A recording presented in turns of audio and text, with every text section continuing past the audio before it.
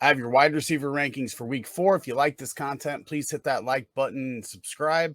Let's get right into the content. In this first tier, it's a lot of the same guys, but we have a little bit of a different order. We've obviously seen guys like Justin Jefferson over the last couple of weeks be very pedestrian, and then we're not used to that, but still tier 1. Same thing with Jamar Chase and Davante Adams, been down a little bit over the weeks 2 and 3, but we expect them to bounce back and become those tier 1 wide receivers. Not going to miss out on them in this tier. Even Cooper Kupp had an average day for him, only 14.5 points, I think, in week 3. Expect big bounce backs from a lot of these guys in week 4. In tier 2, starts off with Michael Pittman. Obviously came back from that injury last week. Expect him to continue to progress and build a connection with Matt Ryan. Amon, we're a little bit on the fence about because of injury. He still is not practicing, so we'll have to keep an eye on that one to see where he ends up towards the end of the week. If he plays, he's in this tier 2, but if not, you're going to have to look at guys like DJ Shark, and TJ Hawkinson may move up a little bit in the tight end rankings once we have that information. But for right now, Amon-Ra is a 2-tier guy, and hopefully he can go this week. AJ Brown, Amari Cooper moves way up.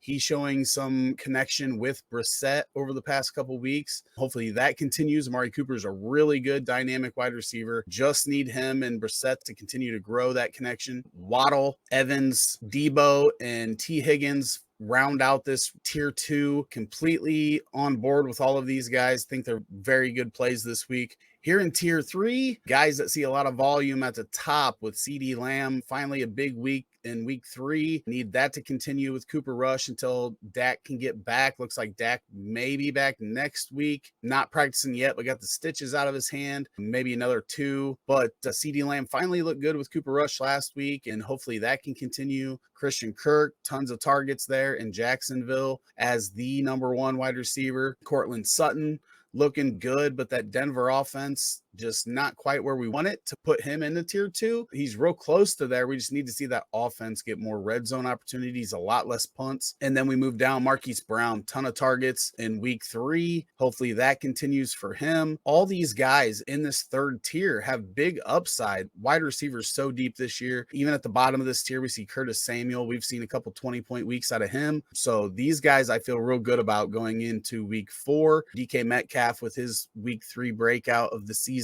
Hopefully he can continue that with Geno Smith. Going to continue to get a bunch of targets. But tier 3 looks really good on paper. Moving on to tier 4. Brandin Cooks at the top. Still a lot of volume, but him and Mills haven't had that connection that they had last year. We're only 3 weeks in. Hopefully here in week 4, Cooks and Mills can get on the same page and really break out for the 2022 season. I know a lot of people were looking forward to Cooks being a top 18-ish wide receiver, and we need to get that going. Other guys, Brandon Ayuk could be a big play depending on what happens with Deebo. Garrett Wilson is a kind of a question mark. We don't know how that connection is going to be with Zach Wilson, but obviously big upside. Devonta Smith finally broke out last week. So here we've got either big volume, guys like Jacoby Myers, or big playability, guys like Gabe Davis with the touchdown upside. Tier 4 is a pretty solid tier. Down here in 5, Bateman struggled last week, gets Buffalo. We'll have to see exactly how healthy their secondary is, but they still held Tyreek Hill in check last week. Tough matchup for Bateman. Judy has been struggling to get it going. Tyler Boyd, a big week last week, and a lot of people keep sleeping on Boyd. He could honestly be in the tier above, even with Higgins and Chase starting there in Cincinnati. There's a lot of potential upside for Tyler Boyd like we've seen last week. So I think he is definitely a flex option every week of the season as long as he's healthy, and he jumps way up if one of those guys ends up being out. DJ Moore continues to struggle with Baker Mayfield. I do 48 wide receivers on this ranking every week, and he is borderline dropping out of these ranks because of the struggles he's had with Baker Mayfield. So hopefully we'll see that improve. I have moved McKenzie into my ranks here, getting a lot of targets in that slot with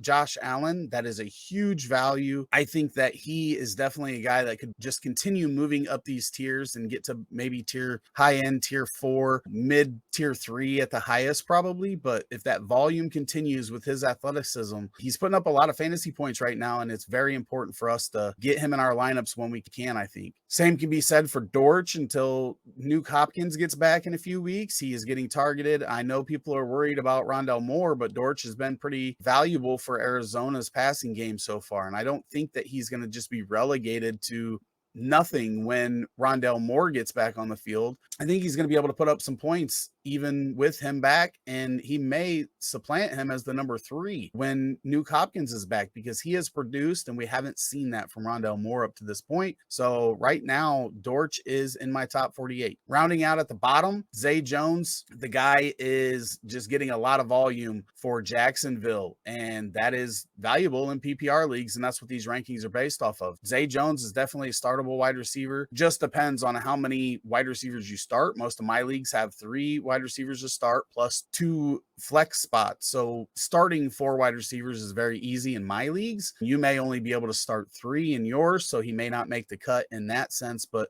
definitely putting up some numbers, getting some volume, and he could continue to move up these ranks as the weeks progress. That is your week 4 wide receiver tier rankings, 48 of them. Any questions, drop them in the comments. Make sure you check out rotoheat.com for the updated ranking article. So if we get some news, somebody out, somebody in that we didn't expect to be in, I will update those rankings on the article, and you can check them there. You can watch the most recent video right here and subscribe by clicking right there.